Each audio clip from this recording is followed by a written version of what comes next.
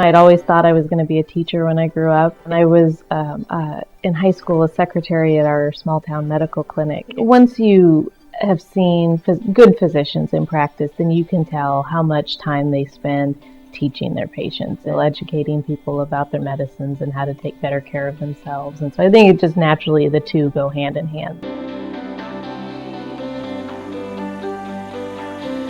I did my undergraduate work at Creighton. I'm from Cozad, Nebraska, so I wanted to stay relatively close to home. And ended up just having an incredible 4 years there at Creighton. And so when I got into medical school there, I had a really hard time turning that down.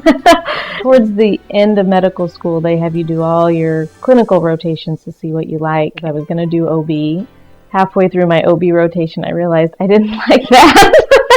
And actually, my husband pointed out, he said, I don't know if it was just that it was your first rotation, but you really seemed the happiest this year when you were doing peds, and found out, sure enough, that's where I was happy and it's what I liked. So. And a lot of your patients are healthy when they come to see you. They're coming for well checks, and so it's not always something wrong as the visit. The other thing that really appealed to me is that kids always want to get well. They'll do everything they can to get well.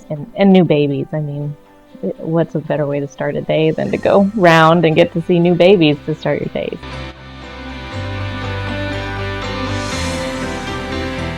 I would have to say that I think it boils down to just taking time to do the little things. That it's sometimes more related to parenting in pediatrics and not necessarily just physical or illness related type stuff.